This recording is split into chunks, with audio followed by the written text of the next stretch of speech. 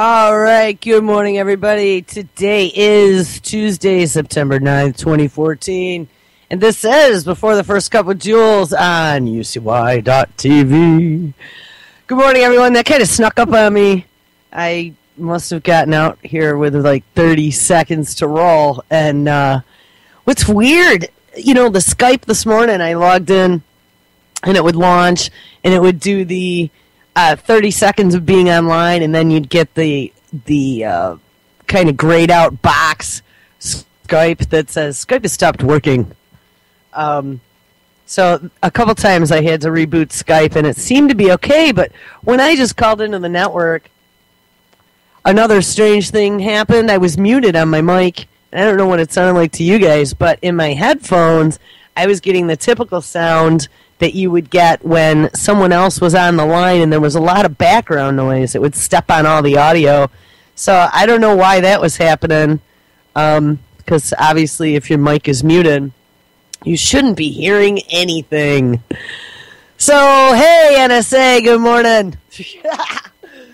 All right, so I am well-rested again, 2 days in a row. The ladies are still down with no internet. Lady Pitbull said that she would be willing, and I wanted her to come on to try to do the tin can and the string thing with her cell phone. You know what? I would love to do that if she wants to do that, though cell phone, she better not keep it up to her head, because obviously 2 hours with a cell phone up next to your head probably is not a good idea. I was seeing, there's a story here, and my browser's doing weird things now. But there's a story here from Heather Callahan. She writes for Activist Post. She does a lot of nutritional stuff, anti-GMO, that type of stuff. She also writes for Natural Blaze. But, wow, this just caught my attention. When I went on my cross-country trip last year, the year before, however long ago it was, the days just bleed together and we're forever in this, like, Groundhog Day. But a few Januaries ago, I believe, my husband had suggested that on my cell phone I put a PIN number to lock it, so if it ever got stolen, obviously the phone would be useless. I'd never heard of that before, but all right, I went in and I figured out how to do it. But Heather just put out an article this morning, how to prevent a thermal hack on your ATM PIN, and in the picture it's actually showing a cell phone. But I guess it could probably apply to any type of device where you're punching in numbers. It says you've just finished your trip to the grocery store with your debit card. By the way, I never use my debit card at any stores, just so you know. It's a credit debit. But when I read the terms and conditions initially in regards to what you were covered for, and I think my bank at one point had some sort of rewards thing, so like if you used your debit card, they'd give you $1 in rewards for every dollar you spent. But if it was the credit card, it was $2 for every dollar you ever spent. So it kind of made me then and there, I was like, shit, $2 for every dollar I spent. I'll just use it as a credit card. What difference does it make? It comes out of the same account. But I started reading the terms and conditions, and if you use your PIN number, and they have one of those card, what do they call them? Not scanners. Oh, goodness. I'm like at one sip. Here, hold on. Let's do 2 sips. I still don't remember what they're called. They're card swipe stealers, for lack of a better term, but a lot of them you can't even see that they're on there. We looked at this when I actually was an engineer still. We were looking at this because it was kind of big. And there had been some busts around the Rochester area, but they would slip them onto ATMs, onto gas pumps, and places of that nature that were out in the public, not necessarily, like gas pumps especially. There probably wasn't a lot of surveillance on them, especially late at night, on the opposite side from the window of the cashier, And what you would do is you would put your card through there and punch in your PIN or whatever, and they could steal all that info and then go hack your card. But anyway, so getting back to terms and conditions, at my bank, if you had used your debit card and punched in your PIN, there was liability there, versus where if you used it as a credit card and it required your signature and then it was lifted, you had the same rules as a credit card. So if you paid for services that weren't rendered, etc., you faulty product, whatever, you can actually file a stop payment and send the credit card company after them. So long story short, I always recommend, if you use a card still, to use it as a credit card and not as a debit to enter your PIN. And this story by Heather is more reason why not to put your PIN in. So you just finish your trip to the grocery store with your debit card, making sure to hide your PIN number. That was the other thing. I was always so paranoid. You know, the people standing behind you, how can you not look? Especially if someone's trying to, like, put their shoulder in the way or whatever. I mean, you're trying to catch it out of the corner of your eye, even if you're not. You know, it's human nature. It says, but before you get home, the funds in your account are wiped clear. How did this happen? And I have heard some major horror stories of things that like this that had happened to other people in the news. So this isn't any joke. And now, as cell phones, too, you could do all kinds of banking with your cell phone. You could take credit cards with your cell phone. You could pay for things with your cell phone. This is getting pretty dangerous, and there still isn't any security like there should be. Remember, the internet was never, ever, ever, ever built with security in mind. Continue with this little story. Thanks to an inexpensive and ingenious device that attaches to an iPhone. Yeah, they all attach to iPhone. A new wave of cyber theft allows the holder to commit silent robbery by reading your thermal prints. There are a variety of ways that they can obtain your card number right there or later, but what they really need is your PIN number. And yeah, you don't want to enter that PIN number. Always use it as a credit if you can. Aside from the obvious solution of using cash for such transactions, there are also a few other ways to turn the thermal hacks against your would-be opponent. You know, I should, there's a video here, so we could play that in a minute. A little bit early still. I still want to get my, actually here, we'll hold off on the video for a second because I want to post my coffee picture. There are a few whacked out things. We will talk about the iPhone, though, for a minute. There are a few whacked out things that have come out for the iPhone lately. I saw one, and this technology has been around for a while, using wireless waves to see through walls. But I guess there's an app that you can get at the App Phone store to see through walls on your iPhone. Now, is that not whacked out? Why would the Apple store let something like that? Like, I don't want people seeing through my walls. I don't know. It's probably, you know, we looked a while back, and I think, was it Chuck that was talking about it Saturday night, maybe? I don't know. One of the guys was talking about the new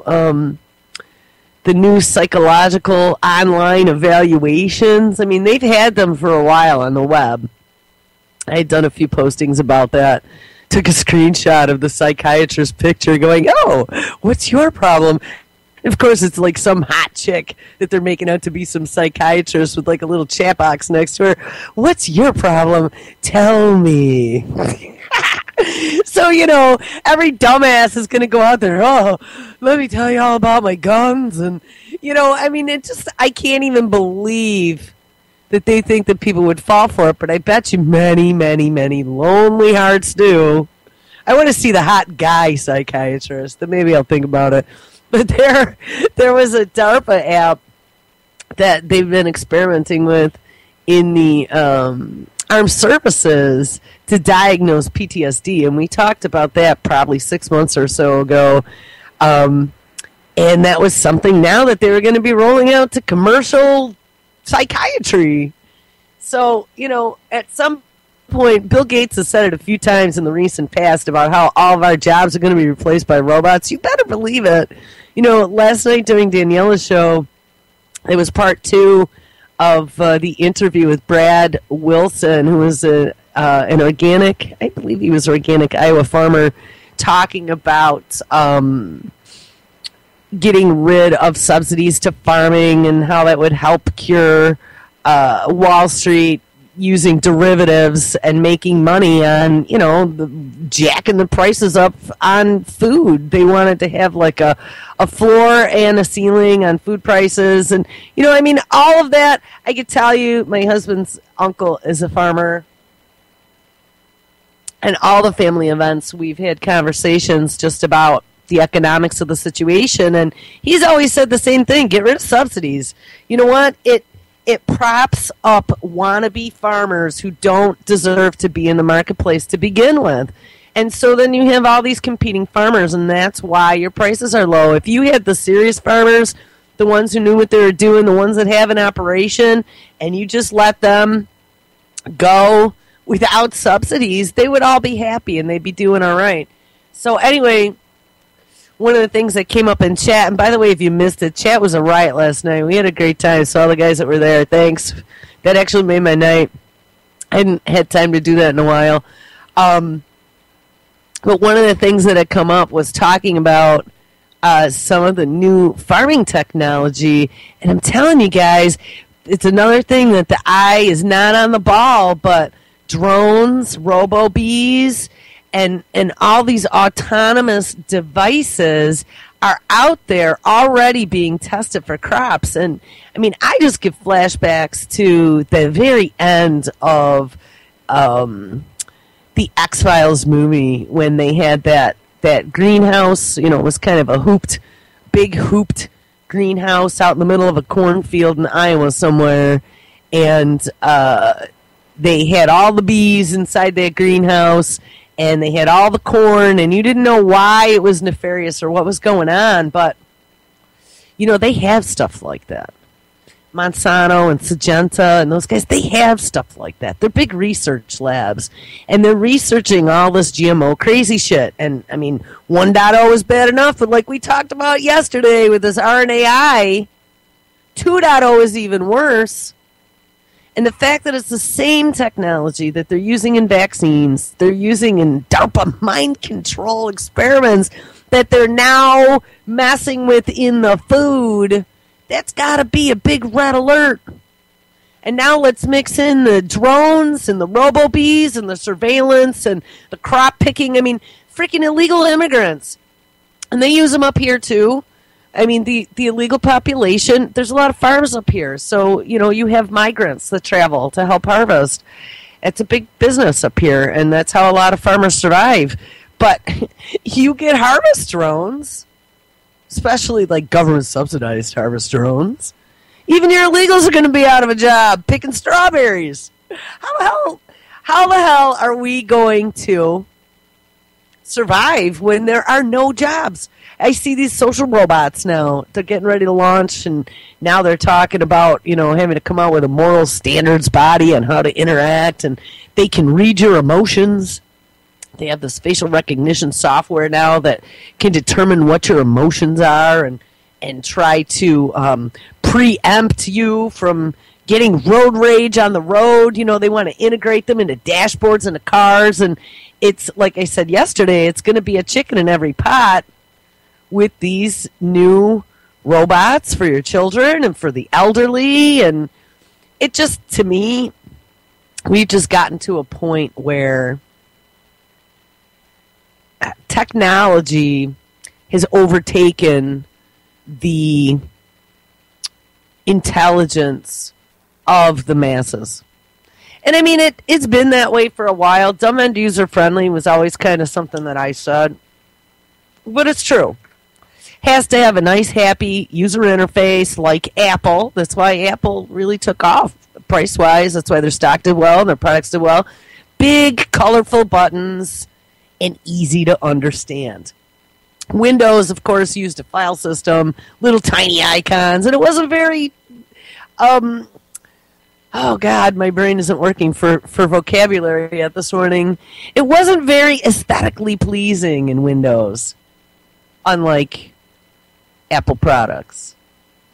But we've gotten to the point now where it's so dumb and user-friendly, and it's actually smart, and now they want them to start making decisions for us. They're going to help us with our daily lives. And with this new brain-to-brain communication that we read about at the end of the show yesterday, and we'll do a little bit more. There was actually a video. Now they're spinning this to sell it to ALS patients and paraplegics, who can't use their arms and legs, and that's great. But remember, this technology always comes with the label of helping those who are impaired, but on the back end, there's some nefarious purpose where they could use it against us. I mean, look at the PTSD stuff and all this brain research. All this brain research they are doing under the guise of our poor veterans that ended up with PTSD or brain injury. So that gives them license to utilize these injured veterans as guinea pigs. And then once they get it all figured out, now we know all the stuff about the brain to be able to do more stuff, to be able to influence people. And I mean, honestly, guys, it like I say all the time, it sounds like science fiction, but it's not. If you dig into it, all the hairs would stand up on your arms. By the way, I meant to say awesome show, Prepper Chick. I was listening this morning, just trying to run around, get my munchkin out the door, and get some news stories done this morning. But Prepper Chick always does an awesome show. And just in case you don't know, we do run her 5 days a week at 8 a.m., but she is live on Tuesdays. Tuesdays is her live day. Anyway, I want to go back to this this phone. Let me call myself, and we will listen to this little video, because then we'll move on to some other stuff. And while this is playing, I can post my little post for the show. So should we do Jules looking for herself in Skype music? Da da da dum dum ba ba ba bum bum ba ba ba bum bum bum bum ba ba ba bum. All right. There we go. Hopefully this doesn't crash anything. Okay, looks like it's all right. A little bit of hissing, but there's nothing I could do. I got to rip this machine apart. All right, so anyway, here's this video. Pin code theft victim. I don't know. I think it's pretty important, and especially as the economy starts tanking even more than it was before, you want to keep your eyes out all around you. We were talking in chat yesterday just about how lately when you go out into public, there's kind of an odd feel. And, there has been for a long time, but here's my thing. Now is the time to keep your cards close to your chest. You don't know who to trust anymore. You don't know who's thinking what. People are seeing different things, and there honestly is an unwinding going on. I mean, I talked about my sister having the shit beaten out of her and her jaw cracked in half a couple weeks ago in New York, right out in front of her apartment for a freaking cell phone that didn't even work. She's been living there since the 80s. Never had anything like that happen. I also, look at this other story, but this dude committed suicide in the Bronx yesterday, and he decapitated himself. And I found some details later on. It was a pretty sick, twisted story. I mean, people are coming unwound. So anyway, here, we're going to play this video. Let's hope it plays. So I'm making this video to show you how to protect yourself from a brand new and really easy way for a bad guy to steal your ATM PIN code with an iPhone. Even if you're shielded the keypad so he can't see you put it in. And to show how hard it is even to detect that it happened, I'm going to go into this store and steal somebody else's code. So watch closely to see if you can tell the moment that I actually do it. So she just swiped her ATM card, and she's inputting the PIN here, which is the last thing you do before you finish your transaction. And then I step up to make my purchase. So that was it. If you missed it, let me play that last part over again. You'll see as I walk up, my phone just briefly hovers over the keypad. So let me explain what just happened. So what I've got here is a device from a company called FLIR that just came out onto the market, and it clips onto the back of an iPhone, and it displays infrared, which basically allows you to see the temperature of things. Here's where it gets interesting. 30 seconds ago, I was sitting on this couch. You probably can't tell where, but how about now? Anytime two objects interact, they will tend toward thermal equilibrium. So they basically try and meet in the middle temperature-wise. And since I'm warmer than the couch, heat flows from my body to the spot on the couch where I'm sitting. So this leaves behind a thermal signature because it'll take a little time for that spot on the couch to cool back down and reach thermal equilibrium once again with the air. Likewise, if I'm going to stop for a second. So I see exactly what they're doing. Yes, I saw that come out. Oh, it was probably about a month ago they had announced that there was FLIR, which anyone ever watched Ghost Hunters, you know what a FLIR is. It's your infrared camera that you can see heat signatures. So there was a FLIR cam, which I would love to get that, but I don't think they have that for Android. A FLIR cam for your iPhone. So criminals are going to be using FLIR now for touchpads. Interesting. All right, a little bit more.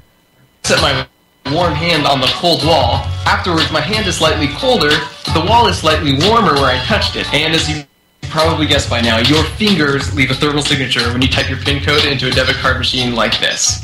And as you can see, in this case, the PIN code was 12345. 12345. Yes, that's amazing. I've got the same combination on my luggage.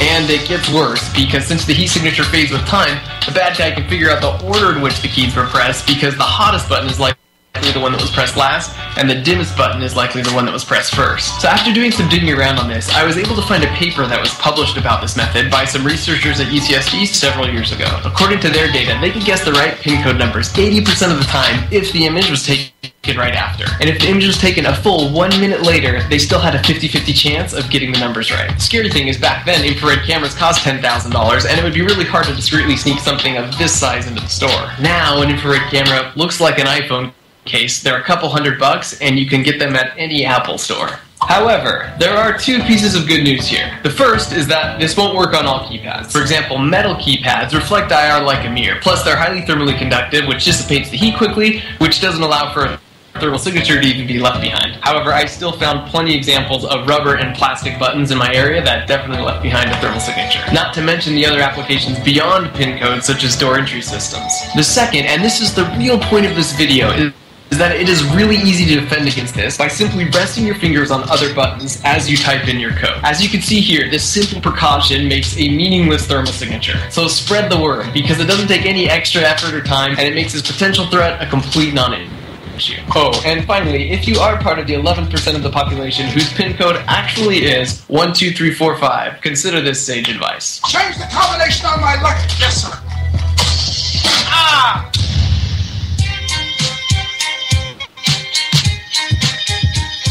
Did he say 11% of the population actually had the PIN code 12345? Oh my God. I mean, if anyone knows anything about security, I know, passwords are a pain in the ass, but you got to at least put a capital or a symbol, a hashtag, an exclamation point, something. Make some standards for yourself so you remember, but you got to put something other than just a simple sequence. I mean, that's almost as bad as 5 5s or something, you know? Especially with sophistication today. And remember, the internet was never, ever designed with security in mind. I would say you would want to safeguard that information as closely as possible. You know, they've been talking for a while now about Russian hackers or Chinese hackers, but I think it was Russian hackers this time, attacking the banking infrastructure. And now they, of course, came out. Home Depot had this mass hacking for quite a number of months of all this credit card information.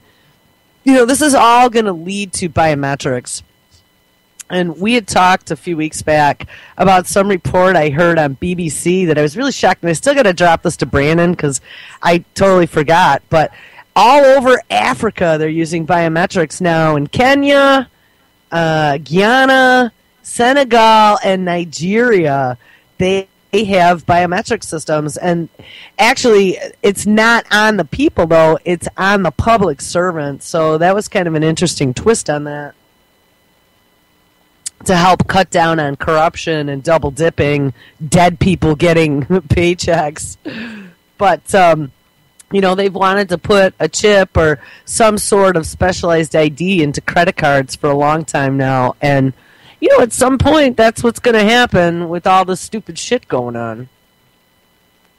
All right, anyway, that wasn't going to be, I wasn't going to talk about any of this stuff, but I happened to run across that story. I will drop that to you in chat. Heather is awesome. She always writes great stories.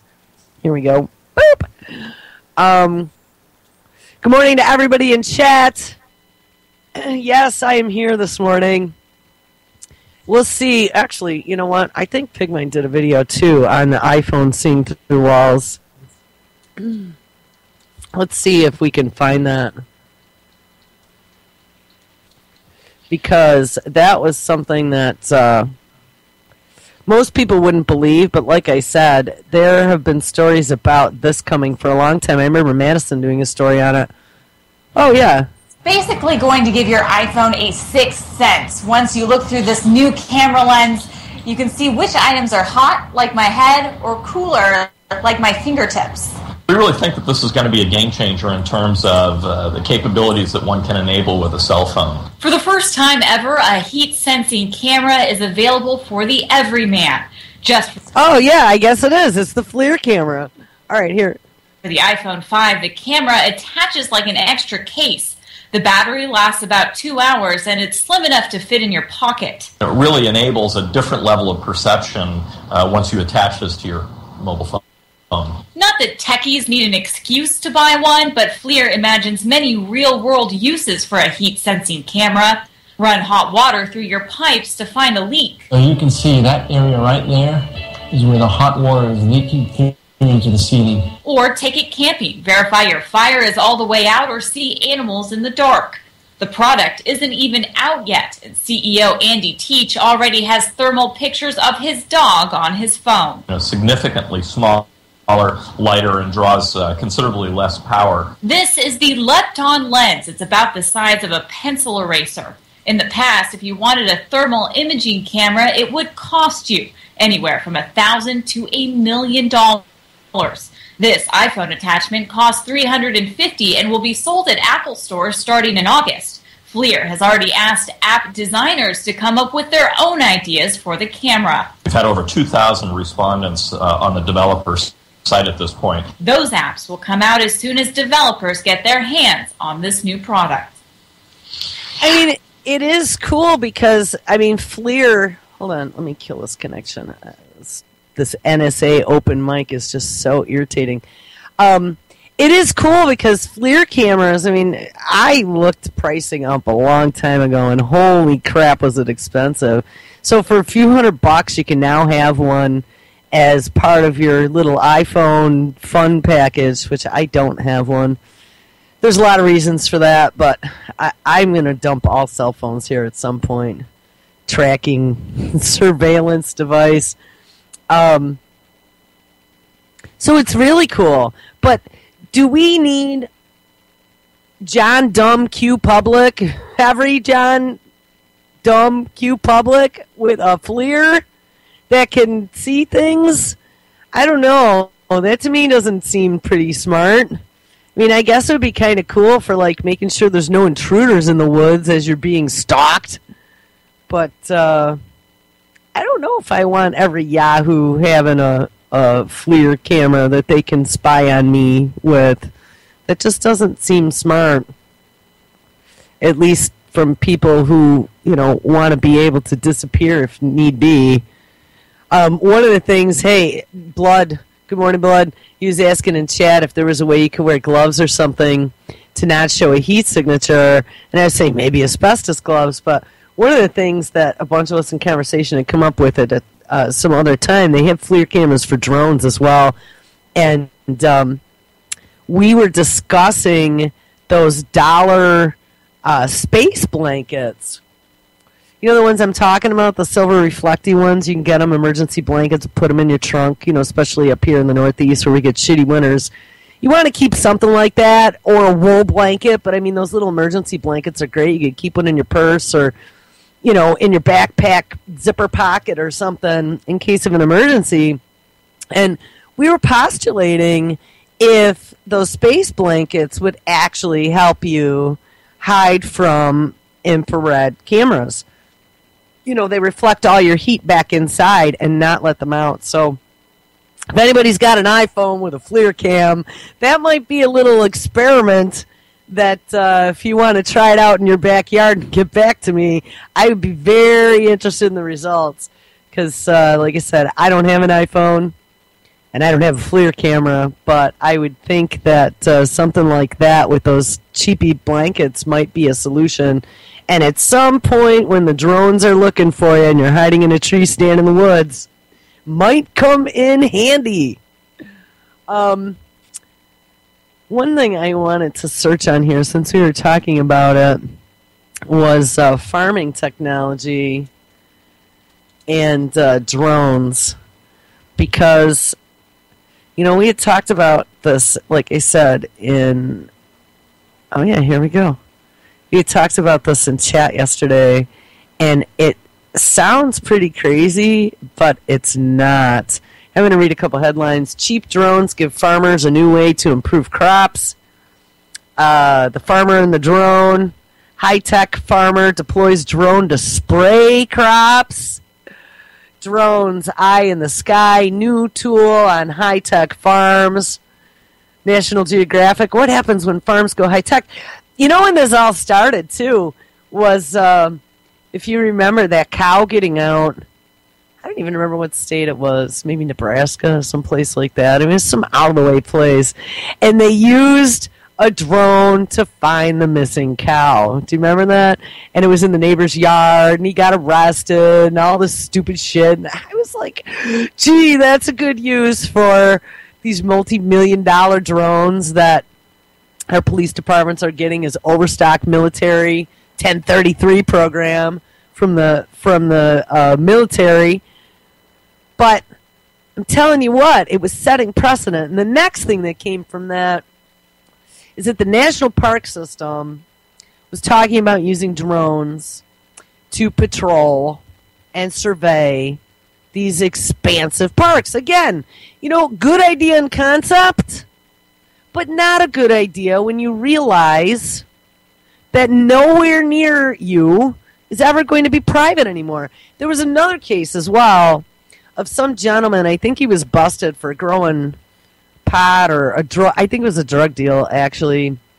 And the evidence came out that while he was executing this drug deal, he was on his property, and he was, a couple hundred feet away from his house, and the cops had flown a drone over, and they had gotten pictures from the sky. And the guy's lawyer had come out and said, wait a second, you didn't have a search warrant, and you were on his property, and there was they filed a court case over this. There was a big battle over that, and the courts determined that you only have an expectation of privacy. And I mean, this isn't even true, but the courts determined, at least for drones, you only have an expectation of privacy within like 10 or 20 feet of your home. And once you get beyond that, if it's visible from the sky, well, you're screwed. Now, we have our whole house bugged now. I mean, everything has microphones and cameras in it. This computer here is a prime example. I'm forced to do a Skype upgrade, and now there's another open microphone somewhere on my PC. But, I mean, look in the bowels of the terms and conditions for any of these software packages that you're using on your cell phone. They want access to your microphone and to your camera. Facebook Messenger utilizes your microphone and your camera. Google utilizes your microphone. I don't know if they utilize your camera yet, but I wouldn't doubt it. Where they open it up and they listen to what you're talking about, and then they feed you ads. The first time that happened to me, that freaked me right out. I had Gmail open, I was sitting here talking to my husband about something. A couple minutes later, I turn my head and I look, and there's ads for exactly what I was talking about down the side of my email. They have patents on that. I believe Samsung did as well. There were a couple of the electronics firms. That actually reminds me. Hold on. We will go to before the first cut page. There was a little device there that someone had invented. I don't know if I put it here. It might be on my personal page. There was a device that someone had invented. No, it isn't here. Let me, one more place. That somebody invented that will now scan and knock off rogue wireless devices on your wireless network. And what they're talking about primarily is Google Glass. And I heard Daniela toward the end, they were talking about this dystopian future, and that was one of the things that she was talking about, you know, Google Glass and people coming in, and you don't know if they're recording, if they're spying, what they're doing, and that's kind of a big push. I think Google Glass is just this horrible, horrible way to get the dumb end-user public to be a million spies. You know, dumb people. I used to be one of those dumb consumers, and that's what it is. The consumer is very dumb. You fall for carrots that are dangled in front of you, and they direct you in the direction that they want you to go. Well, Google Glass is one of those things. Get the American public especially hyped up on this new cool technology. Let's put out all these designer versions of these glasses so we can be better than the Joneses. And oh my God, I'm so cool. And it's because we're a narcissistic society. It's all about me, me, me. Look at how great I am. Look at the best toys I have. Look at how I'm better than my neighbor. Look at me. Look at me. It's just sick. I can't even believe how low our society has declined. Even over the last 20 years, we weren't this bad. And as technology has spread and the world of virtual has spread, and I really think that that is a big key. It's kind of blended reality and fantasy. And on top of all that, you know, one of my friends dropped me some tunes the other day. I hadn't listened to music in so long, and so we were jamming some tunes, and a lot of them were older tunes, but ones you hadn't heard in a really long time. And REM, you know, you have to look at social engineering and how this all kind of works, and all these different entertainment industries have been involved. And, you know, there are stories now coming out about the 50s and the 60s about certain artists who actually were intelligence constructs, you know, to kind of bend society to the way they want them to go. Make them more communist or socialist or whatever the hell their plan was at the time. So, REM. Now, I always liked REM. But the song Losing My Religion, you know, I liked the tune at the time when it came out. It was probably mid-90s, maybe, right? Late 90s, maybe. But think about what was going on at that time. We had this electronic revolution that was happening that was actually taking electronics from the scary, scientific, industrial marketplace, and it was making it, like I talked about yesterday, dumb and user-friendly. It was the time I will never forget seeing the Christmas paper, and for the first time ever, you had computers show up in the consumer electronics section. And I called attention to that. And I was like, look at this. Here it comes. Shit's going to get big. And that, of course, is when money started falling out of the sky, right? That's when we had our huge technology boom in this country.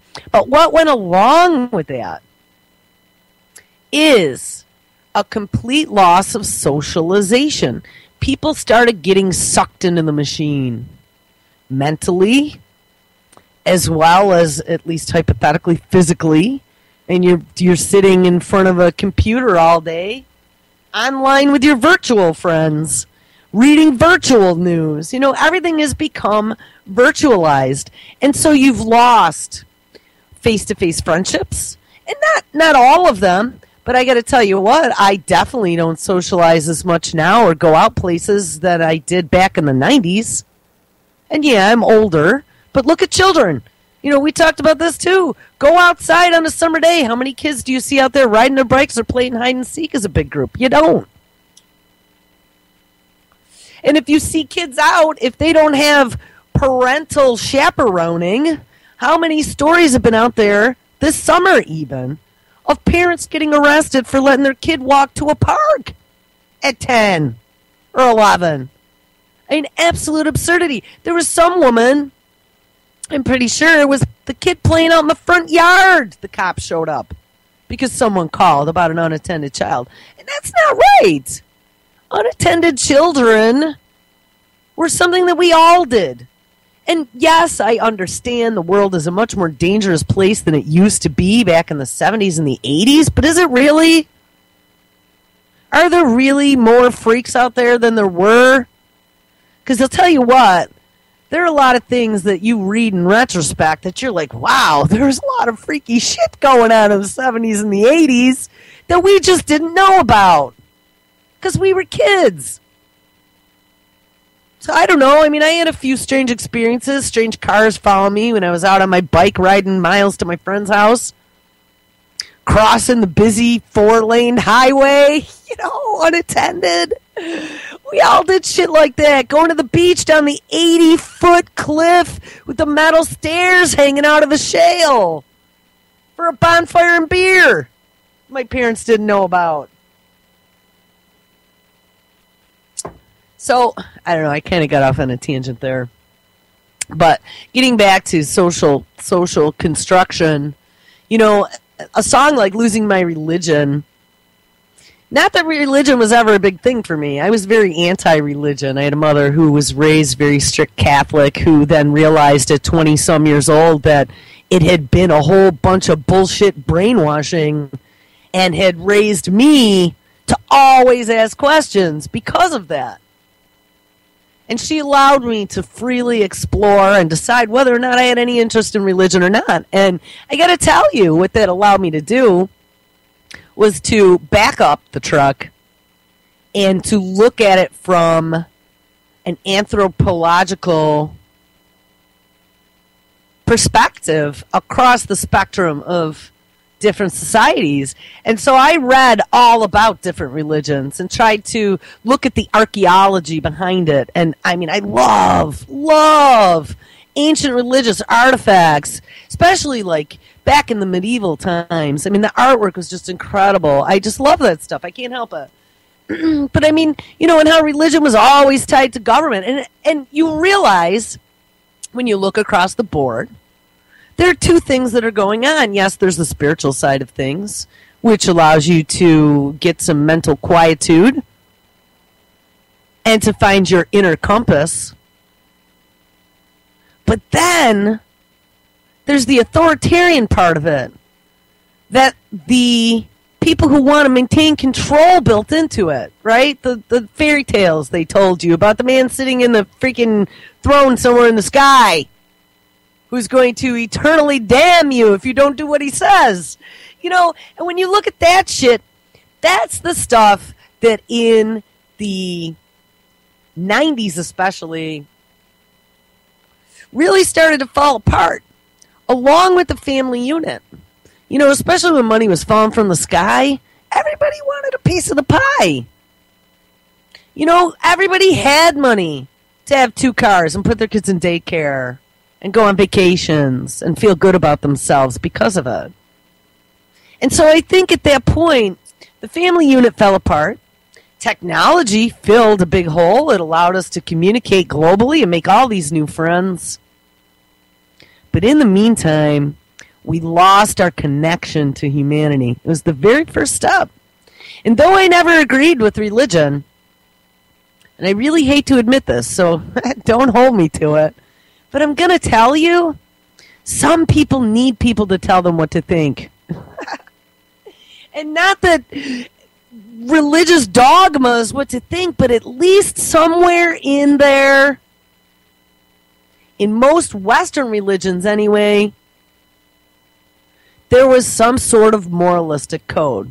And I mean, you can say, had I continued on for my master's thesis was going to be about how a belief in some fantasy world religion with no facts behind it and fairy tales has probably been the cause of the most bloodshed throughout all of human history. It's ridiculous. It's ridiculous. We kill in the name of a belief that can never be proven. And it is probably most certainly all bullshit. And not all of it, like I said, the spiritual side, the finding your inner compass, the understanding the dark versus light, that's all real. That's all here. That you don't need someone to tell you that. You don't need to read that in a book. You don't need someone to tell you how to be a good person. You know that. You know when you're doing the right thing and when you're doing something you should be ashamed of. You don't need some eye in the sky watching you or telling you, or some hypothetical eye in the sky watching you or telling you that it's right or wrong. But it all comes back to free will. That's your choice. Just always know, like we were saying yesterday, there's way more to the world than what we understand. And just because you can't see it doesn't mean it doesn't exist. We know, looking at the universe, that there are energies and electrical connections between planets. We've seen electricity arcing off of Saturn.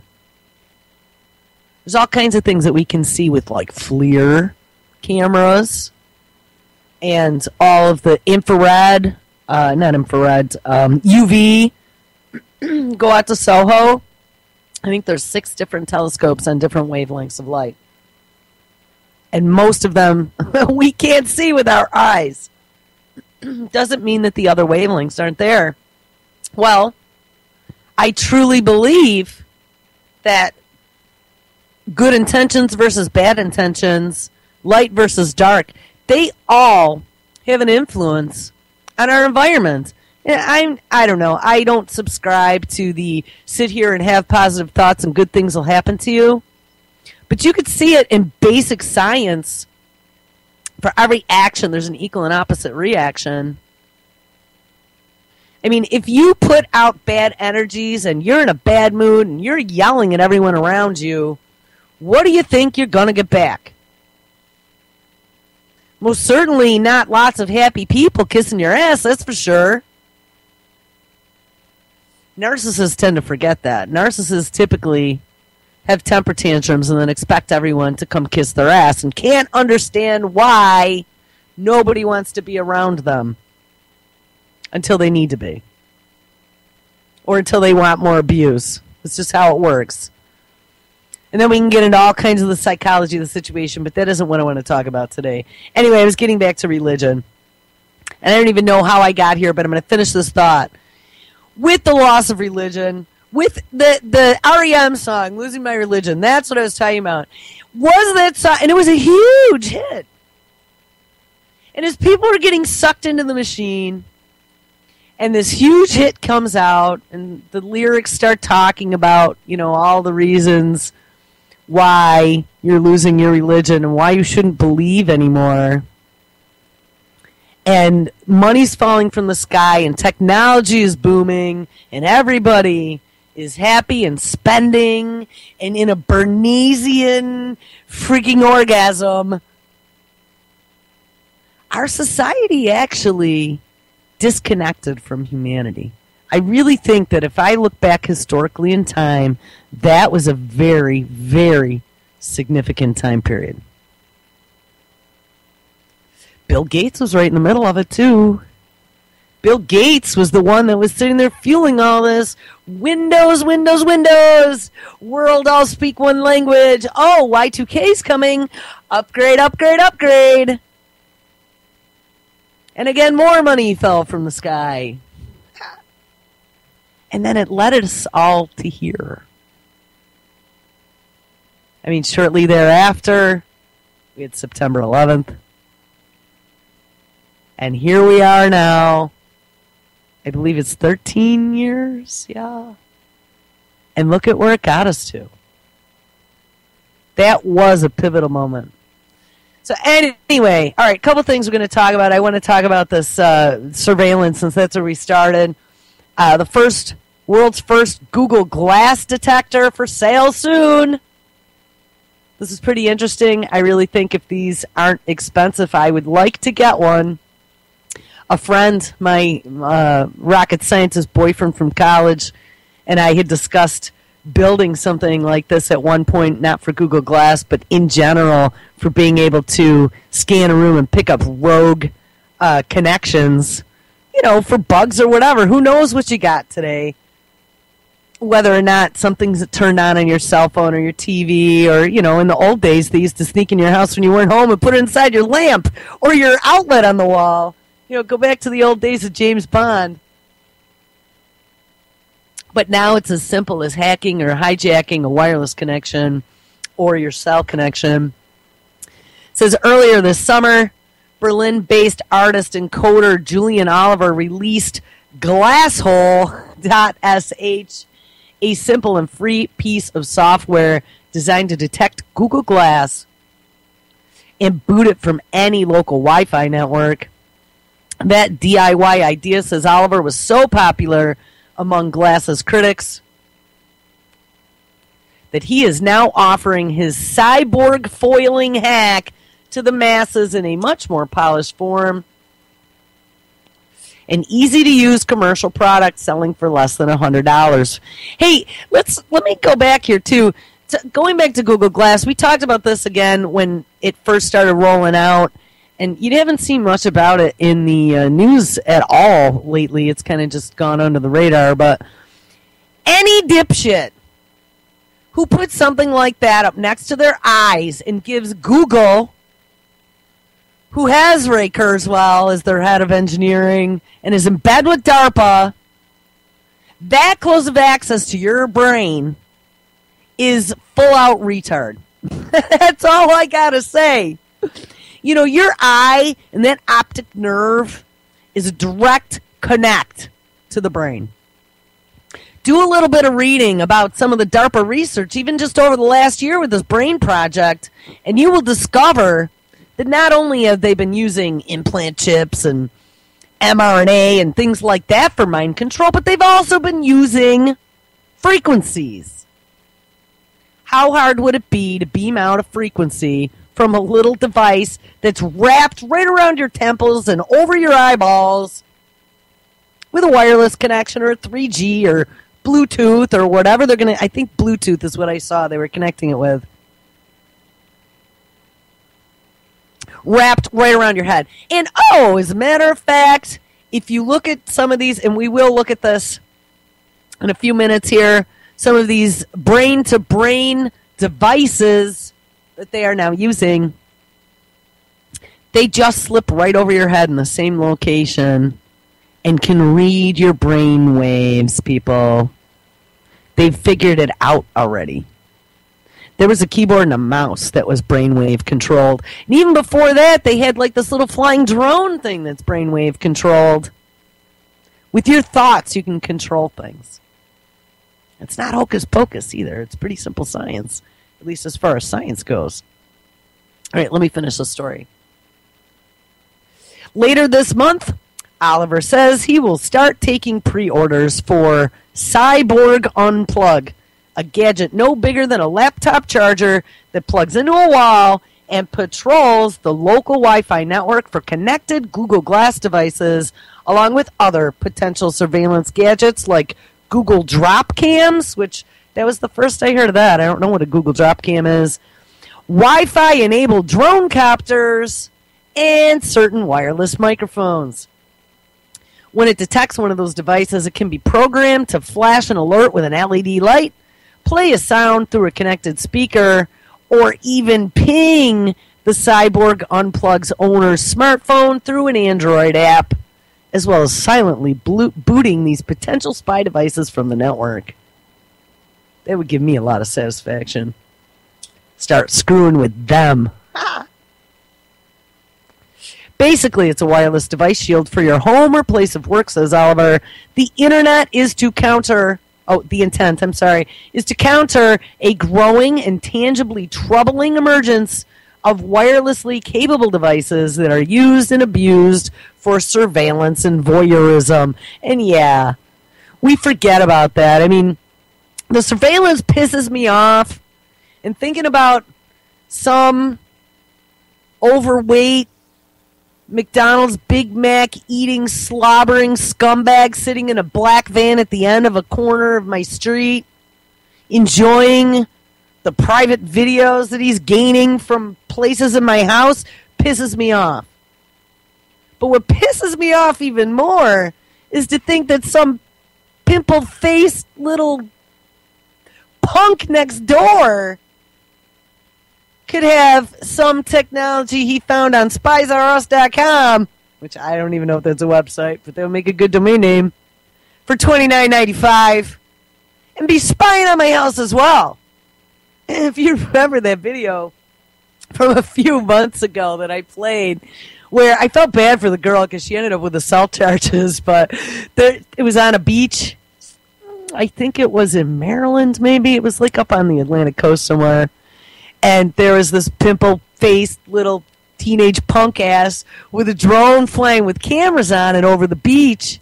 And she came over concerned, as I definitely would have, especially over a beach full of people in bathing suits, and asked him to please stop flying his drones over the beach. That she didn't want to be photographed. And the kid gave her a really hard time, and it turned into a tussle, and she tried to take it out of his hand, and of course he was playing the Monty Python, help, help, I'm being repressed, as he's filming the whole time. She even called the cops before that happened, and the cops wouldn't come. And then when the cops did eventually come, the kid cried, abuse, and I think that she had assault charges on her. But I mean, don't think that isn't going to happen more and more with all these little RC helicopters and stuff now that have cameras on them. I mean, they're not that much. They're like $30, $40 maybe. Any little punk ass could be surveilling you and recording, no less. Think about that shit. They record you doing something. Like, I just can't even believe that it is so insane now. You don't have any modicum of privacy at all. And then, I don't know, see something, say something, call the anonymous tip line, collect your $500, and send them the anonymous video. Upload it to their websites. It's just not cool at all. And not that I'm advocating doing anything illegal, but who the hell wants some punk ass surveilling you in all your private moments? If I want to go bury something in my backyard, it's none of your fucking business what I'm burying, as long as it's not a body. All right, anyway. Oliver says that he will offer Cyber Unplug in two versions, a cheaper version called Little Snipper, equipped with only an LED blinker alert that will sell for around $50. Hey, that one sounds pretty cool. Or the higher-end version, which is dubbed the Axe. And that will sell for about $85 and include the Android app. Well, there you go. An audio connection to nearby speakers for an audible beeping alert, and a 5G Wi-Fi connection often used by businesses, as well as a more common 2.4G connection. This is the first time I've ever heard them called 5G and 2.4G. That's actually megahertz or gigahertz in this case. The phones used to work on those too. 900 megahertz phones, 2.4 gigahertz phones, and 5 gigahertz phones. 2.4 gigahertz is also what your 802.11b wireless works on. 5 gigahertz is what all your new, whatever the alphabet letters are now for wireless. That's what your new wireless works on. 2.4 gigahertz also is what your microwave works on, which is why anytime you turn on your microwave and you are connected to 802.11b wireless, you would all of a sudden have upload or web issues. I don't know if you knew that. Even your neighbor turning their microwave on next door could affect your wireless router. That used to happen to me, actually, when I was working at lunchtime. I'd get all pissed off. And I'd be like, oh, they must be microwaving lunch again. These two devices are built from cheap plug-in Wi-Fi routers made by Qualcomm, Atheros, and Relink, but their firmware replaced with Oliver's own version of the Linux-based software OpenWRT. It is just modified router hardware, but instead of allowing devices to get to the internet, it does precisely the opposite. So it's almost like a router with filtering in the wireless realm, which, I mean, you can do that. I don't know. What they don't mention here is using encryption on your router. I mean, most people do have the router encrypted with a key. Maybe we're talking about networks that have like a public guest network on it. But whatever. Anyway, Google spokesmen, of course, declined to comment, so I think it's kind of funny. Give a big middle finger to Google! I wish I could do that more often. Alright, so I did want to mention that. But here, we're going to get into this brainwave thing, because this really, I started talking about this yesterday. It's the first time ever they've been able to pass information over the internet between two brains. And if you give me one more second, I started on one story yesterday, but there actually was a better one that came out the day before. And if I can locate it, I remember even what it looked like. It had a pretty picture with blue squiggles between two heads. And hopefully I didn't pass it. I might have to start doing Jeopardy music in a second. Oh, methadone-soaked underwear kills Kentucky inmate. Bad idea number 2,732. Don't soak your underwear in methadone and then try to smuggle it into a prison. Here it is. All right. This is from Science Alert, one of the Australian publications. If it's going to load. If it's going to load. Dun dun dun dun dun dun dun dun dun dun dun dun. Come on. Yeah. Was it because I told Google to screw off? If it's going to load. Alright, hold on. We'll have to go to the direct link here because it looks like everything is hanging. Oh, lucky. Page cannot be displayed. Gotta love it. If I have to go to my other computer, you're gonna be in trouble. Come on. It's just so convenient how things like that happen. They're like, beep, beep, beep, beep, beep. There's the IP address that said something bad about Google. Beep, beep, beep, beep, beep. All right. Here it came up. World's first experiment achieves direct brain-to-brain communication in human subjects. Like I said, we did this story yesterday, but this is a bit better story than the one we looked at yesterday. For the first time, an international team of neuroscientists has transmitted a message from the brain of one person in India to the brains of 3 people in France. And I think we found out yesterday that they said 2 dumb words like hola and something else. The team, which includes researchers, this is what I thought was interesting because this brain project is global, number one, and it includes many of our big universities, as well as large corporations. Microsoft, Motorola, and Google are all involved. National Institute of Health, DARPA, and a lot of the universities. The team, which included researchers from Harvard Medical School's Beth Israel Deaconess Medical Center, the Star Lab in Barcelona in Spain, and the Auxilium Robotics in France, has announced today, and this was from the 4th, so 5 days ago, the successful transmission of a brain-to-brain message over a distance of 8,000 kilometers. We wanted to find out if one could communicate directly between 2 people by reading out the brain activity from one person and injecting brain activity into a second person, and do so across great physical distances by leveraging existing communication pathways, says one of the team's members, Harvard, Alvaro Pascula, something like that, Leon, in a press release. One such pathway is, of course, the internet. So our question became, could we develop an experiment that would bypass the talking or typing part of the internet and establish direct brain-to-brain communication between subjects located far away from each other in India and France. And like I mentioned yesterday, anyone who's ever studied physics and quantum entanglement and has had good friends that are long distances away that you don't speak to often knows that that could already happen. I've had some pretty strange occurrences over the last 4 years with people that I don't see often that are long distances away, but we communicate frequently that, you have a thought and bing, they're sending you an answer.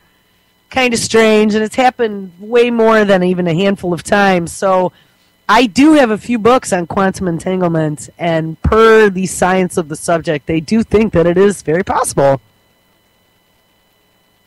But this is beyond quantum entanglement. This is very physical, using communication pathways of the internet, which is kind of freaky, because this says to me that they have just moved another step closer to Kurzweil's wet dream, which is to upload himself to the machine. He dies. The team achieved this world-first feat by fitting out one of their participants, known as the emitter, with a device called an electrode-based brain computer, or BCI for short. This device, which sits over the participant's head, can interpret the electrical currents in the participant's brain and translate them into a binary code called Bacon's cipher. This type of code is similar to what computers use, but more compact. Maybe we'll look at Bacon's cipher, too. There's a Wikipedia link here. The emitter now has to enter that binary string into the laptop using her thoughts, says Francie Dieppe at Popular Science. She does this by using her thoughts to move the white circle on the screen to different corners of the screen. Upper right corner for 1, bottom right corner for 0. This part of the process takes advantage of technologies that several labs have developed to allow people with paralysis to control computer cursors or robot arms. And in the story we read yesterday about this, there actually already were, and I vaguely remember that story, probably again was a few months back, about them controlling a researcher's robotic arm over the internet with thoughts. Once uploaded, this code is then transmitted via the internet to another participant called the receiver, very aptly so, who was also fitted with a device, this time a computer brain interface, a CBI. So check it out. They got the emitter, who is wearing the electrode-based brain computer. So that's a BCI is the emitter. And the receiver is the CBI, the computer brain interface. So we will all be fitted with our computer brain interfaces coming soon. This device emits electrical pulses directed by a robotic arm through the receiver's head, which makes them see flashes of light called phosphenes that actually don't exist. Wow. So this must be how they controlled that robotic arm over the internet.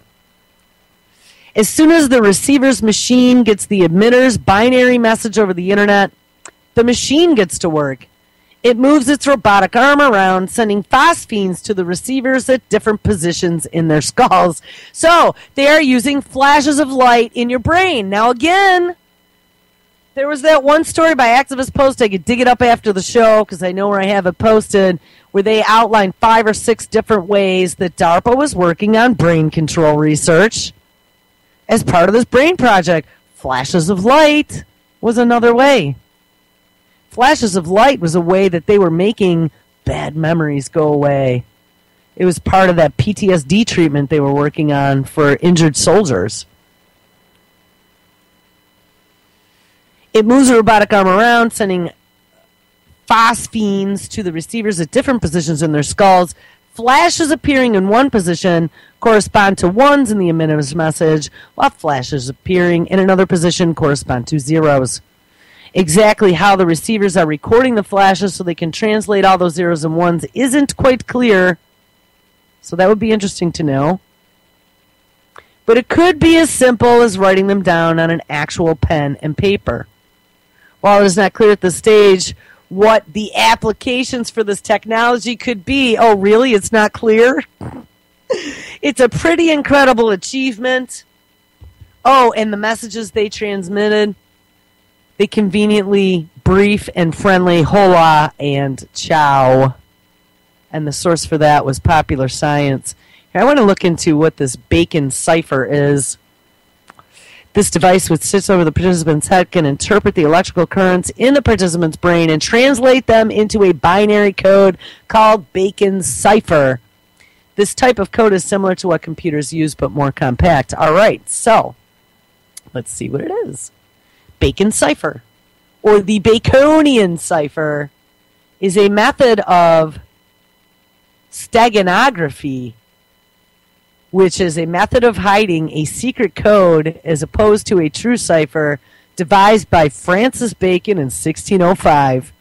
A message is concealed in the presentation of text rather than in its context. Oh, yeah, so like A equals X, B equals T.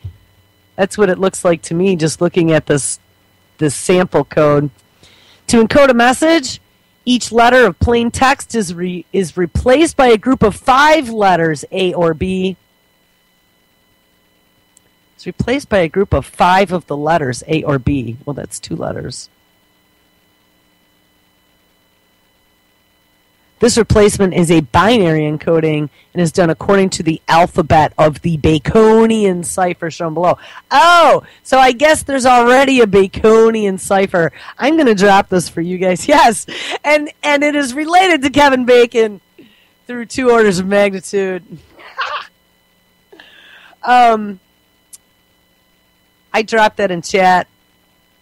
I don't know if anyone is interested in looking into the Baconian cipher.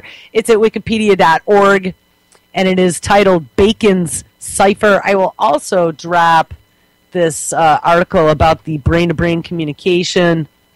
It's at sciencealert.com.au. It's an Australian publication, and the story itself is titled World's First Experiment Achieves Direct Brain-to-Brain Communication in Human Subjects. Keep an eye on that, guys, because I'm telling you, they're going to roll this out now about how it's going to help injured people, and we're going to listen to a video now because they already have. Oh, look, ALS patients, this is going to be so great. It's going to help people, like I said, paraplegics and ones that have motility issues in communicating. But don't think for a moment that this isn't part of that brain project, because it most certainly is. All right, here we go. Let me just reconnect again. Wow, lots of noise on my desktop for some unknown reason. It's crazy. All right, give me 1 second. Here it comes. Maybe. Valor has been living with ALS for nearly a decade. He relies on a ventilator, has 24-hour nursing care, and can only communicate by typing out messages with his eyes. I can talk with visitors, but I can also schedule their visits. I can manage my own finances and health care. But while his body has failed him, his brain has not. Technology companies are working to take advantage of that brain power to help ALS patients regain some control over their lives. Basically, we are able to take your brain waves and use the headset to do mental commands. These headsets from Emotive have multiple sensors to detect brain waves. You visualize scenes to correspond with commands like left, right, up, and down. You recall the same scene to trigger the same movement. For example, I've thought of a hot air balloon, and I not only think of it going up, but I feel the wind against my face. Accenture has developed software to link the headset with Philips smart appliances. Oh! Navigate the cursor through an app that controls the appliances. It has the potential to turn the Philips Hue lights on and off, to turn a Philips smart television on and off, to request emergency medical services, and to also issue pre-configured commands. Accenture says there are no immediate plans to make the system publicly available. Until medical science catches up, technology is the cure for ALS. and a way for velour to have comfort, a voice, and a connection to the outside world. In San Francisco, I'm Kara Suboy, CNET.com for CBS News. So how interesting is that it also will link to your smartphone, smart home, appliances. And I'm just searching right now, the Philips light bulb. Is that the one that they're putting into airports now that has the wireless connection to it? Because, I mean, how else would you connect to a light bulb? But it's also got the surveillance cameras in it. And the Philips TV, I'll guarantee you there's probably a camera and a microphone in that, too. Oh, and here's the thing. They said, it's not going to be rolled out to the public yet. But you better believe it's going to come out at Christmas time one year as, like, the newest, greatest thing for the sheeple to put on their heads because look at how cool it is. You can now lay on the couch without ever getting up and turn the lights on and off. You'll be able to get your new little robot, your home. We're going to talk about that. Your new home helper that's coming out 2015 to go get you a beer just by thinking about it. And if anyone ever saw and I don't watch Disney movies, but I did at one point. I saw a few having a kid. And that movie, WALL-E. Hey, WALL-E was a little robot. He was cute. I liked the movie. But if you look at WALL-E, the movie, what happened is the world got polluted and we all had to leave the planet. And then they floated around in a spaceship for generations on end. And everyone got so fat and immobile that they were in these floaty chairs that zipped around with the TV screen in front of their face at all times, and that's all they watched, and that's how they communicated. They never talked to each other. They never looked out a window. And I think that's what they're gearing us for. We are going to be in the Matrix. Daniela had talked about the Matrix a couple times before, about how they kind of jacked in and were in that chair, and they didn't really pay attention to like this goop that they ate, and there wasn't any farming anymore, and it was Soylent Green of some kind. That's coming. Test tube meat, GMO 2.0. I mean, if we talked about that in depth yesterday, guys, I'm telling you, hijack of all biological systems, and then you become just the big fat experiment. You will be the research and development department. The American public, that's all we're going to be good for. We're not even going to be capable to provide services to our Chinese overlords once they take over, because we'll have robots to do all that. We will be real-time R&D. Here, I'm going to play this one, too. This actually was posted this morning. Social robots to work with humans within rules. And, I mean, they're saying, of course, just like iRobot, they got to have rules. But I don't think that they're going to be encoding any of these bots with the rule number 1, do not kill humans, especially for some of these UAVs that are going to be using facial recognition and your cell phone metadata to target you with drone bombs, right? Thought crime. Hey, there's a thought crime. We can now read thoughts. And there's the metadata tied to the phone. Bang! You're taken out with a heart attack gun, mounted to a drone that's 10,000 feet up that you'll never even see. I don't know. My dystopian vision of the future, but it doesn't look good, guys. I think we all should go out and, even clay pigeons. I used to joke about doing clay pigeon training, but they're so high up, you're never going to be able to get them. And then I did a little bit of research in the old days with the current GPS system.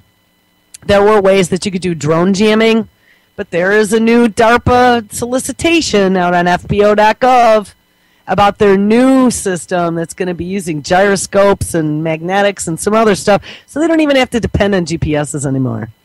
They will be, and it even said that specifically, drones that are hack resistant, at least for now. So, I don't know. We need to find a way to shield and hide ourselves. And yes, someone in chat said, get out the tinfoil hats. Yes, time to get out the tinfoil hats for real. Maybe the space blankets. All right, here. Social robots to work with humans within rules. So, hey, let's see what type of rules they're going to apply to the new synthetic life forms that will soon become our overlords. Oh, wait. I'm playing this, but I disconnected because of my echo issue. Well, let me reconnect again. All right, here we go. Talk to Jibo. First family robot. Each is a social robot designed to interact with humans. Social robots really interact with people in a way that feels much more like you're interacting with a someone rather than a something. And sophisticated robots like Isaac, being developed at the Naval Research Laboratory, can assess the world around them. The field is actually called cognitive robotics, where we model certain processes that humans have that give us cognitive abilities. Isaac has an uncanny sense of situational awareness. He's partially humanoid, with cameras for eyes, a range sensor, and scores of motors to mimic human movement. So what's important is that it has a lot of features that help support research in how humans are going to work with robots. The makers of Bottler say it's designed to perform a specific function, deliver small items to hotel guests. We call it a service robot, but it's social in the sense that it's designed to be in human spaces and interact with people and around people. So it interacts with the front desk agent when they're sending it somewhere. It interacts with people on the elevator as it's going along, and it interacts with people at the door when the delivery arrives. Aloft Hotels is currently testing Bottler at a hotel in Cupertino, California. Jibo, on the other hand, is stationary, but is being promoted as a family's personal helper by telling stories to children, posting reminders, even taking pictures of family events. It's not a technology that's ever trying to replace or compete with our human relationships or even our relationships with companion animals and other sorts of things we enjoy. Jibo is expected to be available next year. But even as social robots explode on the scene, researchers acknowledge there are limitations to what they can do, and it's important to manage human expectations. Perception is really one of the hard areas in robotics, and to be social in the world, you have to be able to interpret the scene around you. Now researchers are working on a sense of touch for Isaac and others like him, thus giving social robots a growing spectrum of activities with which to interact with people. Tom Ritchie, Associated Press. Oh, wait, let me disconnect. Now, Jibo looks like a lamp or something, on your desk. And so he honestly, to me, even though they can take HD pictures, I had seen an ad for Jibo, too, where they have set him up so he can stream HD movies like a movie theater on any wall. So they're like, oh, Jibo's going to be part of the family, hanging out, recording your events, reading stories to your children, aiding older people. But this Isaac, this next generation, I mean, if anyone's seen Atlas, DARPA's robot that now Google owns as a part of their 8 robotic firm purchase that happened at the beginning of this year, Isaac is more in the lines of Atlas, except that he has a face like, if I remember the name of that original robot, it was the robot that had the eyes and the face. They were doing all the research in one of the university labs. I'm sure you guys saw him. He was an early robot, but it was just a head that had facial expressions, and it was very mechanical. The lips, it didn't have skin or anything on it. It was just the lips and the eyes and the eyebrows. But they were teaching it to read facial expressions and then to react to them. Well, this Isaac looks more like an iRobot robot, like one that walks around, more like an Atlas technology. But he's all white, so he's more like iRobot, not big, scary, metal, Cylon-esque. He's got big eyes, a mouth that moves, a camera in his forehead, and you can see him in this video. That's some scary shit. I am not getting one of those in my house. And even at Christmas time this past year, I had noticed there was a remote control robot dog. Now, I have cats here. I had dogs growing up. Dogs are a lot more work than cats. My kid wants a dog. Maybe someday. When she can go pick up the poop herself, she can have a dog. But I have enough trouble here trying to keep up with the network and my house and my kid and my cats to be worrying about going to pick up dog poop in the yard. So no dog yet. Or taking it for a walk or anything. But she was all about this robot dog this Christmas. And I looked into it. And guys, when I really started digging into it, there were all kinds of stories in the technology publications about this dog, how it was the most advanced robotics released to the consumer public ever. And it was equipped with all these capabilities to be able to react and interact, and it had a camera and a microphone, and it had artificial intelligence. I mean, it was beyond scary. And when I started to dig into who the company was that was putting it out, because I noticed in any of the ads, and I would even go out to the resellers' websites to see if it said who the manufacturer was, and most of the websites didn't. I had to dig pretty deep to find out who manufactured it, and when I worked backwards through the manufacturer as to who the parent company was and as to what their business was, oh, it was no surprise that they were a surveillance company. So, I really started thinking. You got your big Samsung or Philips TV with the camera and the microphone in their living room. You got your cell phones that all the adults are carrying around, but your 5-year-old isn't. You maybe got the baby monitor in the infant's room. But you know what? A lot of people are onto that now, right? That those could be hacked pretty easily, so a lot of those probably got turned off. How are they going to get their surveillance into the upstairs region of the house next to the parent's bedroom? Oh, robot dog with the super sensitive microphone. So, you know what? I had a sad child this Christmas, but I explained to her exactly why there was not going to be a robot dog in our house this Christmas. Why Santa didn't want to bring one. And I mean, it's everywhere now, but they are very quickly trying to integrate this into our daily lives. And once that happens, look out. I mean, they could be putting out, you know how dogs can hear high-pitched noises that we can't? Just because we can't hear them doesn't mean that certain frequencies don't have an effect on our brain or don't have an effect on our thoughts. I'm going to drop that Activist Post article on some of the brain control research after the show. I'm going to have to scroll down quite a bit to find that. But sound was one of the ways that they can manipulate thoughts. They could delete thoughts and insert thoughts. So, don't let a friendly little robot helper convince you otherwise. And again, people are just so dumb. People think that people like us who see this stuff are just Chicken Little, crazy, pie in the sky, watched too many sci-fi movies when we were kids. But we didn't.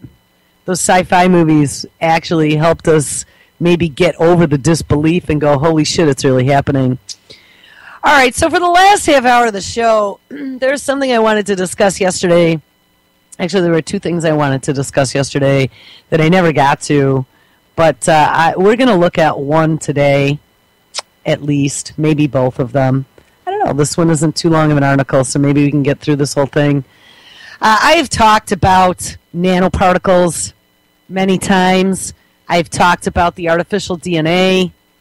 I've talked about RNAi. Yesterday we did a good show outlining some of the technology, how they are using RNAi to suppress things in your DNA. They're using this RNAi technology in vaccines, new ones coming to market very soon to a Rite Aid near you. And they are using them now in the new Generation 2 genetically modified foods. But what we haven't talked about is how far they have gotten now with this nanotechnology. Now, I talked about the HPV vaccine and discovering in my research that this HPV vaccine that they've mandated for all of our children, or in many states they've mandated, but they're even talking about mandating it here in New York State, which I'll tell you what, I will be crossing the state lines when that happens the next day. My kid is not getting these. But in that HPV vaccine that they've given many children, then there have been all kinds of wacky reports of things going awry, and we discovered in reading about, the new GMO too, that none of this has any long-term research behind it. That HPV vaccine is something called VLPs in it, virus-like particles, and those virus-like particles have nanotechnology in them. Now, here's a story from September 5th, so that was Friday, about some of the new advancements in nanotechnology, and if you haven't been scared of it before, you should be now. Magnetic nanocubes can assemble themselves into DNA-like superstructures. Now, probably 6 months ago, I saw a research vid out of one of the universities, might have been MIT or it might have been a DARPA vid, I don't remember. There was no sound to it, but it actually showed these nanocubes self-assembling on a desktop into different shapes. But they are now releasing this as a study to the public. Scientists have now found out how magnetic nanoparticles self-assemble and discovery that could help them develop revolutionary new materials. Now, for any of you, like I said, who are sci-fi fans and ever saw any of the shows that had things such as the replicators, which were nanobotics that got out of control and created their own little society that ate electronics and wreaked havoc on human beings, this would be frightening to you. This is as frightening to me as UAVs that make their own decisions as to whether or not to kill. Researchers have long been excited. Oh, yes, very excited. Wet dreams for Kurzweil. Again, the guy must be just on cloud nine right about now. Researchers have long been excited about turning nanoparticles and their unique properties into materials, which, just to name a few potential applications, could be used to improve solar panels and create better touchscreens. Sure, all kinds of great things. Really super thin carbon nanotubule coatings to get out into space without dying from radiation poisoning could be a really good application as well. Remember, there's always a light side and a dark side to technology. It just depends on if the psychopaths are controlling it. All right, back to the article. But there is a problem. Nanoparticles are notoriously difficult to organize into useful arrangements. However, nanoparticles of magnetite, which is Fe3O4, the most abundant magnetic material on Earth, are known to self-assemble into fine compass needles inside of animals, such as birds, to help them navigate. And they have discovered that in research. That's how they have their internal compass, how they always know which way is north or how to go south for the winter. And why? When we have magnetic disturbances in the magnetosphere, birds tend to get lost. There were flocks that they saw over the ocean that seemed to be flying to nowhere back a few years ago when magnetic north had moved, if you remember that. They were also thinking that maybe that was the reason for all those mass bird deaths that we were seeing a few years back as well. So anyway, researchers from the University of Illinois at Chicago in the U.S. and the Weizmann Institute of Science in Israel decided to study how these nanoparticles, so Chicago and Israel working together are nanoparticles. Oh my God, it sounds like the beginning of a new dystopian novel, Mr. G. Michael Hoff.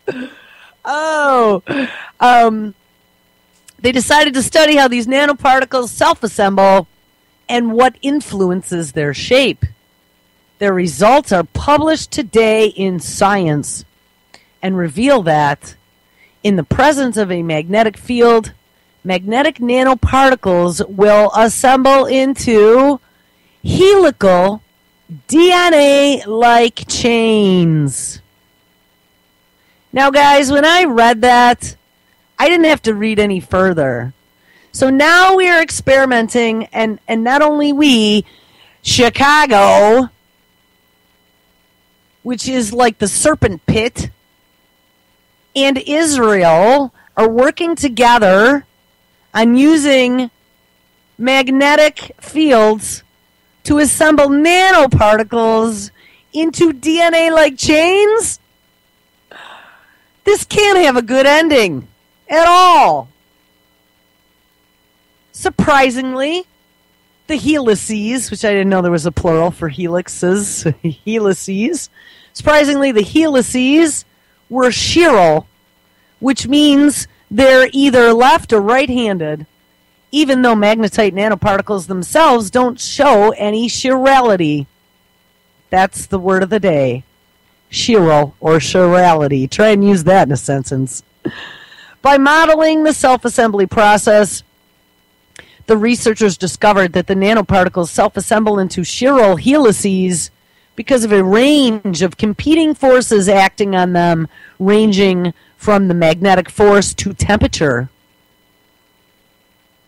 A University of Illinois Chicago press release explains, in the presence of an external magnetic field, the super paramagnetic nanocubes, that's a good name, which are randomly magnetic and can flip with temperature changes, became tiny magnets with different symmetries of the competing forces acting between them. As a result, when two cubes are face to face, they tend to tilt with respect to each other, forming a small angle to the right or left, the seed of a chiral helix, as more nanocubes lined up with the first two. Knowing the carefully controlled conditions that cause these nanoparticles to self-assemble could greatly help researchers work out how to use them to make functional materials. And remember, nanoparticles can cross the blood-brain barrier. Nanoparticles they're already using in human vaccines and VLP particles, that virus-like particles. Who is to say, I mean, it's just temperature. Who is to say that they couldn't modify these to have some influence inside the human body at some point in the future? So, I don't know. To me, this technology is definitely not going to be used for our benefit. Oh, sure, they'll tell you it will be. PTSD patients. Oh, we're going to cure cancer. We're curing paralysis and ALS. But on the backside, it's also going to be able to flip your off switch the second you start having thoughts that aren't in line with the public mantra, or the second you start having anger issues while you're driving your car. Your Google vehicle will be able to take over. My dad was telling me yesterday that he saw Cadillac is releasing their self-driving car here in the next few years as well. So there's a lot of the manufacturers that are working on that. Here, one more little video, and then we're going to read a story that I actually wrote a few days ago. My A number one, I'm going to try to find some time to do at least one a week. I'm not doing too well because it's already the second day into the week, but we'll see if I can. This one is phys.org. Atlas, I mentioned him earlier. He was the Boston Dynamics robot, I believe, that MIT did a lot of work on with DARPA funding that then Google bought. Atlas was part of that DARPA competition, and they pulled him from the competition once Google bought him, and now they're doing all kinds of work on him. They embedded a video. Atlas now has some advanced moves that are working. The bipedal robot Atlas from MIT is moving on, reacting to the recent video of MIT Atlas trucking with a tusk. TechCrunch says, We've seen the cute little guy walk, toddle, and climb over obstacles, but now he can reach down, grab a heavy metal object like a girder, and drag it around like a beast. Our little robo monster is growing up. Now, are they, I guess, because I remember seeing a while back, there were some DARPA videos that DARPA released with Atlas actually picking up a concrete cinder block and chucking it across the room. And I mean, it was one after the other after the other. I was like, wow, he's looking pretty dangerous. And even though he was still hooked to like pneumatic tubes and such, it's not going to take too much. We're pretty advanced technologically. It isn't going to take too much to get him off of those pneumatic tubes.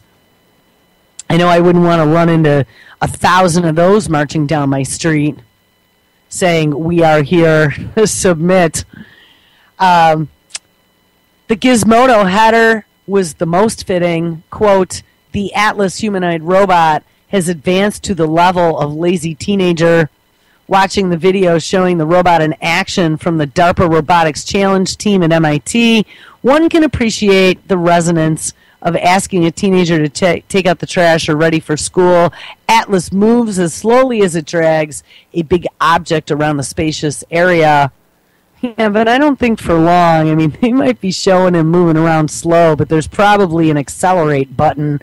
If you've ever seen the Cheetah Bot, that sucker ran like 50-some miles an hour, and they could kick that thing over like cow tipping, and he got right back up and continued on without a scratch. It says, nonetheless, the significance is clear. As John Briggs wrote in TechCrunch, this means the robot could carry differently weighted objects in each arm, a gun or a battle axe, or a baby and an adult, and can also assist in warehouses and deep inside an underground lair. Yes, like a bunker. It is, in short, now a humanoid robot that can do useful work. And yeah, that's what we need to watch out for, because we will be replaced. As these humanoid robots are now going to roll out, I'm telling you, 2015's a year, it's coming. And people start to get used to having humanoid robot companions that know when you're down, that know your whole life from birth to death, that have all the pictures and everything that you've done stored, and become your best friend and confidant that's connected to the internet and to the surveillance state. There will also be bots for police. They already have them for fire. They're already doing patrols with that, what was his name? Was he the M5, I think? The little like droid that looked like R2-D2 that patrolled parking lots. They had let him loose already in Florida, doing license plate scans and surveillance at night. I don't think we can put this genie back in the bottle, people. Unless we have a massive EMP that takes out every bit of electronics, I don't think this genie's going back. And even if that happens, I don't think that's going to take out the RNAi stuff. I mean, that's all biological. That's not mechanical, electronic, magnetic. I don't know if there's going to be sound to this. Let me just see if this, because I'm already starting to run out of time here. Do. Let me connect one more time. See if we got sound. Maybe it's just Atlas dragging stuff.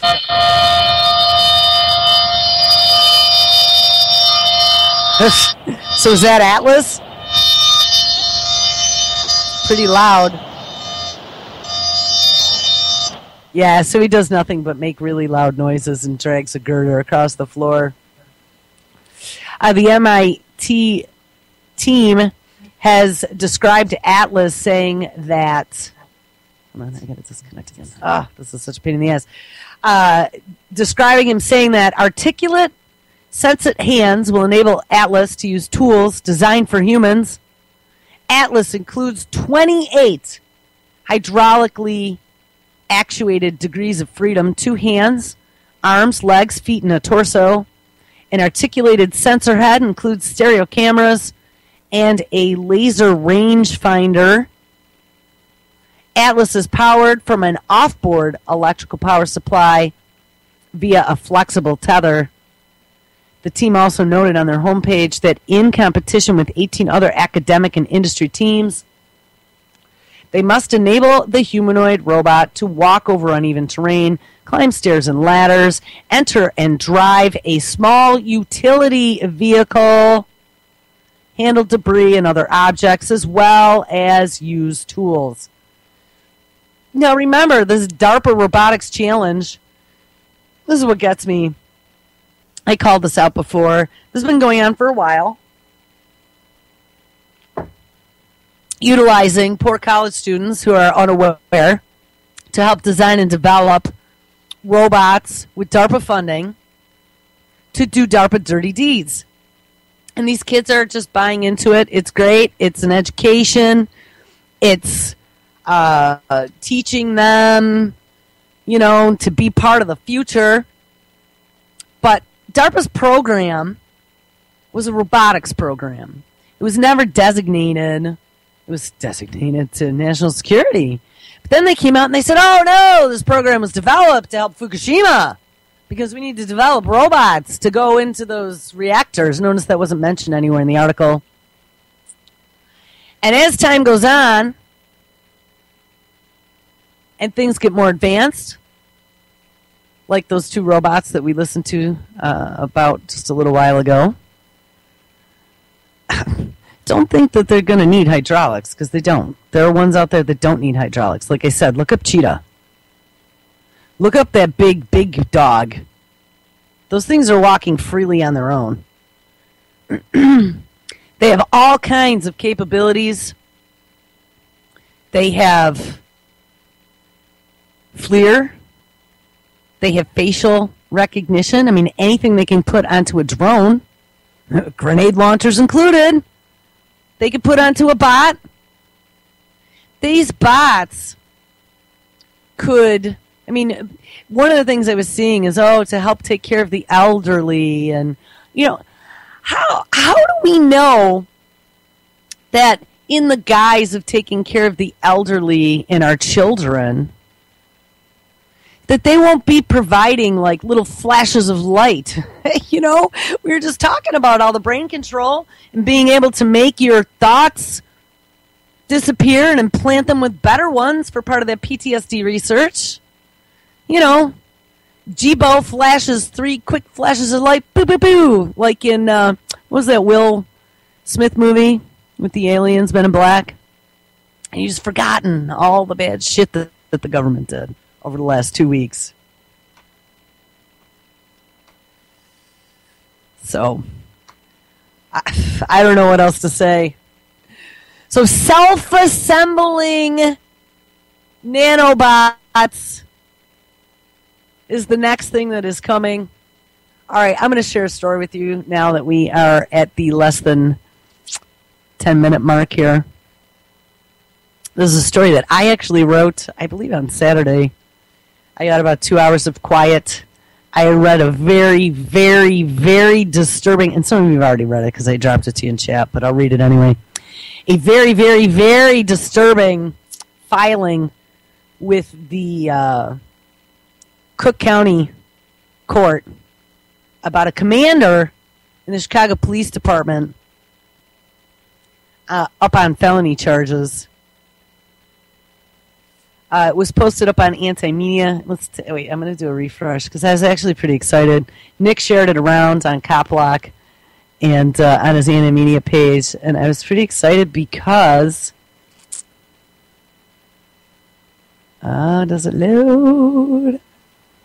It got 1,755 Facebook shares and 5,400 likes and 83 tweets. So, I don't know. That having an English degree and never really doing anything with it outside of using it for work, it actually felt pretty good to write a story. Remember, I'm not ever going to write under my name, though. I did post this under Pigmine News as the author, but it's because I embedded a video in there. All right, anyway, I'm going to read this. Title is Chicago Cop Accused of Shoving a Gun in the Suspect's Mouth and taser in the groin. Faces felony charges. A 28-year police veteran and commander in the Chicago Police Department, Glenn Evans, is facing aggravated battery and official misconduct charges from an incident occurring January 30th, 2013 while on patrol, where he's accused of sticking his .45 caliber Smith & Wesson semi-automatic down the throat of a 22-year-old Ricky Williams while simultaneously placing a taser in Williams' groin and threatening to kill him after apprehension. According to ABC Chicago, records also show that Evans had been named as a defendant in as many as 10 other lawsuits before this incident. Court documents filed August 28, 2014 with the Circuit Court of Cook County state that Evans pursued the victim into an abandoned house after reportedly claiming that he saw Williams standing near a bus stop with a gun in his hand. After calling for backup, Evans found Williams hiding in a closet in the abandoned house and tackled him to the ground. The court documents state that at this point, Evans, quote, stuck his Smith & Wesson, a .45 caliber semi-automatic pistol, deep down the victim's throat. The defendant then pulled out a yellow taser and held it to the victim's groin. And as the defendant held both weapons, he threatened to kill the victim and said, "Motherfucker, tell me where the guns are." No guns were ever recovered from the victim or the surrounding area, though the victim was still charged with, quote, the misdemeanor offense of reckless conduct based on his alleged possession of a gun, unquote, the court documents state. Now, I thought this was fitting talking about the police state. We have human police commanders that are obviously way corrupt, again, in the cesspit of Chicago. But, I mean, how long have we been going over stories like this? It happens to be all over. So don't think our robot overlords are going to be any better. But this kid was charged with a crime. They never found a gun. They charged him with allegedly possessing a gun. And had a Smith & Wesson stuffed down his throat. I mean, I just couldn't even, when I read the story, I had to say something about it. Because I put myself in that kid's shoes. I mean, how many stories have we read? Didn't somebody get killed in their front lawn for holding a hose? A watering hose. That a neighbor saw something and said something and called 911 and said, my neighbor's got a gun. And the police showed up and killed him. How about that teenager with the airsoft? Or the guy in Walmart just recently who was in the airsoft aisle and somebody called and they came and killed him. So this is very disturbing to me. And the fact that when we look at all this technology and we look at all this integration of robotics and nanotechnology and know that there is no global morals standards body out there that's making a determination as to what is morally right and wrong. And that a lot of these robots in particular are being first designed for military applications. Well, what do they do in the military? They kill. That's what the military is all about. They surveil and they kill. And this just shows the moral fortitude that we're at right now for the ones that are meant to protect and serve. And by the way, I did the graphics for this as well. Got a picture of the commander. I went out to Wikipedia and searched the Chicago Police Department, and they had a really nice picture of a Chicago police car. It says Chicago Police. And I made sure I got in the crop of the picture the part that says, "We serve and protect," on the banner of the back door. They might be telling us one thing, but the reality of the situation is much different. A cop can be jailed. This commander is actually facing felony charges. I bet you, though, he's not really going to get much of anything. Because he says that he's being released. Well, here, I'll finish reading the story quick before we run out of time, and then I'll give my very last little treatise on it.